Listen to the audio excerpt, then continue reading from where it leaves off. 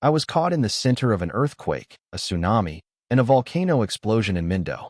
This is my survival story. 12 years ago, I woke up to my bed rattling uncontrollably, and seconds later, I heard a window smash. I quickly got out of bed and saw large amounts of water rushing into my home. Given that I was living in a small village in Mindo, I knew the protocols for earthquakes and tsunamis. By the time I got to the door, the water was at my thighs and rising, and a shard of broken glass had flung at my face and lodged into my cheek. I was pouring red and used every ounce of my strength to open the door. I yanked the glass shard out, but just as luck would have it, a tiny wave catapulted a broken tree branch and hit me directly in the chest. I fell backward and became submerged under the water. I flailed around, but thankfully managed to get my head back above. The water was now at my waist, and I began swimming to reach higher ground. I somehow evaded harmful objects, but then I heard a deafening crash coming from behind. I turned around and saw a massive wave engulf my straw house and watched as the roof completely collapsed in on itself. I felt devastated watching my home be destroyed, but I had to keep going. I kept swimming, trying to reach safety, and as I swam, something caught my eye. It was a large, dark shape moving through the water ahead of me. At first, I thought it was just a log or debris, but then it turned, and I saw its eyes. My blood ran cold. It was a crocodile. A freaking crocodile was right in the middle of my street. I didn't think. I just swam. I pushed myself harder than I ever had before. My muscles were burning, and my lungs were screaming for air, but the crocodile was gaining on me, and I knew there was no way I could outrun it in the water. I could feel it getting closer, and I honestly thought that was it. I was about to die. But then, out of nowhere, a boat appeared. I swear, it was like some kind of divine intervention. This guy on the boat, who looked just as panicked as I felt, threw me a rope and pulled me aboard just in time. I collapsed onto the deck, my heart pounding so hard I thought it might burst. I don't think I've ever been so scared in my life. I was shaking all over, but I managed to thank the guy who saved me. When I finally caught my breath, I asked him if he knew the full scale of the impact. He shook his head. No idea, but it's happening all over town. The guy told me he'd been rescuing people all morning, picking them up from rooftops, pulling them out of cars, you name it. He asked if I wanted to help, and honestly, I didn't know what else to do. It's not like I had anywhere else to go. So that's what we did. We spent the next few hours pulling people out of the water and getting them to safety. It was pure chaos. Some people were injured, some were in shock, and others were just trying to process what was happening. I can't even begin to describe the fear and confusion that went on. It was like everyone was in survival mode. While we were working, I noticed the guy kept checking his phone obsessively. At first, I thought maybe he was trying to get a signal or check for updates, but then I realized it was something more. When I asked him about it, he told me he was waiting for a call from his wife. She'd gone missing during the flood, and he was terrified something had happened to her. My heart broke for him. Here he was, risking his life to save strangers while the person he loved most was out there somewhere in potential danger. I could see the worry on his face, and it made me want to help him even more. I told him we'd find her, and that became our mission. We started searching and asking everyone we rescued if they'd seen her. I could see the hope flicker in his eyes every time someone paused to think, and the crushing disappointment when they shook their heads. It was like a roller coaster of emotions, and I was right there with him, feeling every twist and turn. Until one of the women said they'd seen someone that fit the description of his wife. He asked if she was wearing a red jacket, had long brown curly hair, a brown purse, and a gold necklace.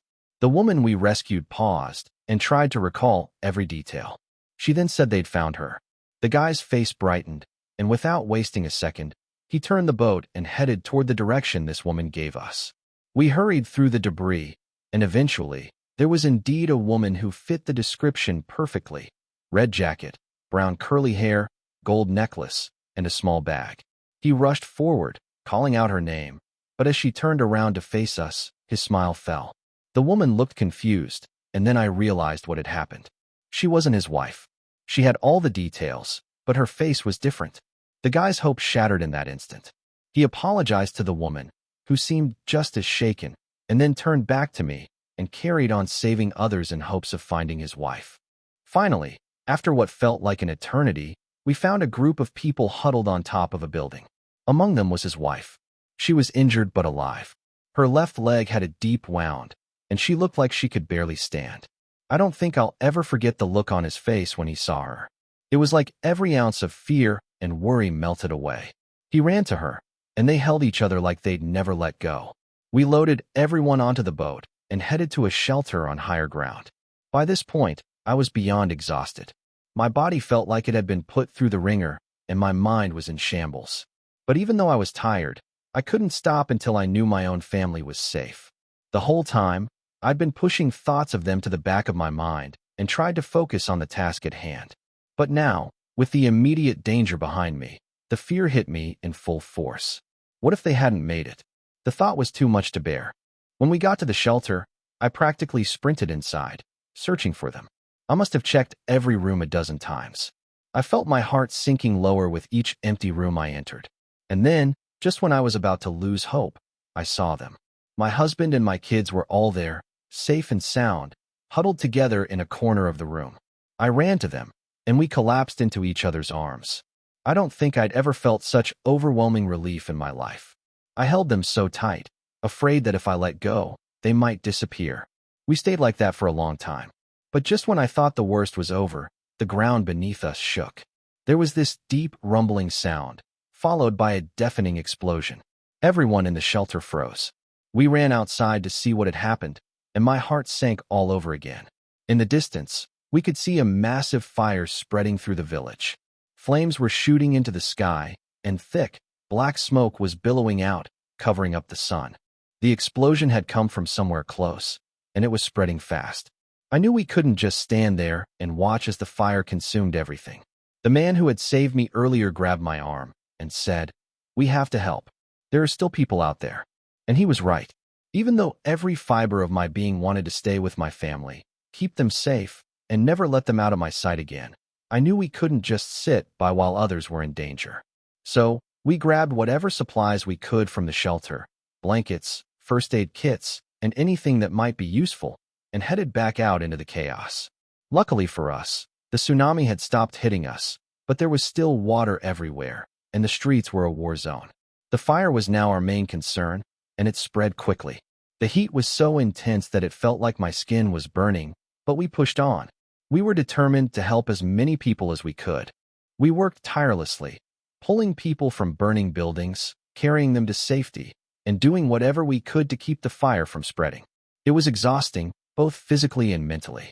Every time we thought we had things under control, another fire would spring up or a building would collapse, forcing us to start all over again. And the whole time, there was this constant fear that my family was still in danger, that at any moment the fire could reach the shelter and I wouldn't be there to protect them. But I tried to shake that thought out of my head. At one point, we came across a group of firefighters who were trying to contain the blaze. They were exhausted, covered in soot and sweat, but they were still fighting with everything they had. We joined them, helped to direct people away from the danger zones, and worked to keep the fire from spreading to the areas with a lot of people. But it wasn't enough. The fire was too big. We were losing ground fast. And then, just when it seemed like all hope was lost, one of the firefighters came up with a plan. He told us all that the fires weren't because of a volcano but a huge gas leak that resulted because of the earthquake and tsunami. The gas main that had caused the explosion was still active, pumping fuel into the fire. If we could find a way to shut it off, we might be able to stop the fire from spreading any further. It was a long shot, but it was the only shot we had. So, the guy with the boat and I, along with a few of the firefighters, set off to find the gas main. The firefighters led the way while the guy and I followed closely. We had to navigate through some of the worst-hit areas, dodging flames, debris, and the threat of collapsing buildings. I honestly wasn't sure if we'd make it out alive. We scanned the area for any sign of the gas main. We turned a corner and found ourselves in what used to be a busy intersection that looked like a flooded wasteland. The firefighters jumped in the water and started searching through. And then, one of them shouted for us to come over. We rushed over to find a firefighter diving underneath the water to a large, industrial-looking valve. This was the gas main. It was a massive tangle of thick pipes that snaked through the ground, damaged and leaking in places. The sight sent a shiver down my spine. This was the source of the fire. Without wasting a second, the firefighters got to work, using every tool to access the valve. The man and I helped where we could, lifting broken pieces of concrete and twisted metal. My hands formed blisters. Finally, the debris was cleared enough for the firefighters to reach the valve. They signaled for us to step back as they prepared to turn it off. My heart pounded in my chest as I watched, praying that it would work. One of the firefighters took a deep breath and said his prayers, then dived under. There was a moment of tense silence as he was under, and we could see his body's faint outline going to work. 2 full minutes later, he was still underwater. And that's when the hiss of escaping gas slowed, then stopped altogether. The line was shut off. "We did it," he said. "We actually did it." The firefighters nodded, but their expressions remained serious. Before we could celebrate, one said that the immediate threat was gone, but there was still a lot of work to do. "We need to make sure the area is secure and help the remaining survivors." I nodded and we went on. The village was still in ruins, but for now, we had won a small victory. The fires had finally been extinguished, the waters had slowly started to recede, and the gas was gone. Entire blocks were reduced to ashes, homes were destroyed, and the streets were littered with debris. It looked like a scene from a post-apocalyptic movie. We were all exhausted. We had been through hell and back, and it showed. Our clothes were worn out, our faces were smeared with soot, and our bodies were covered in cuts and bruises. But despite all that, there was this overwhelming sense of relief. We had made it through the worst of it and saved lives. That was what mattered. As we sat on what was left of a hill overlooking the city, there was a moment of silence. But then, the guy I was with turned to me, and with a tired smile, he said, "We did it." I couldn't help but smile back, even though my heart was still heavy from all the lost homes around us. At that moment, I realized that even though we had lost so much, we still had each other. That's when it struck me. I had gone on an entire mission with this guy and didn't know his name. I told him Miranda was mine, and he revealed that his was Tom.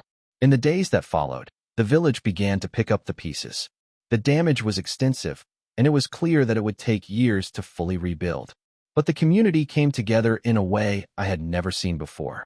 People who had lost everything found comfort in each other, and those who still had something to give gave it freely. As for me, I knew I couldn't leave this place. As broken as it was, it had become my home. I couldn't turn my back on it now, not after everything we had been through. So, I decided to stay and help with the recovery efforts. Tom stayed too, and we became close friends, working side by side to bring the city back to life.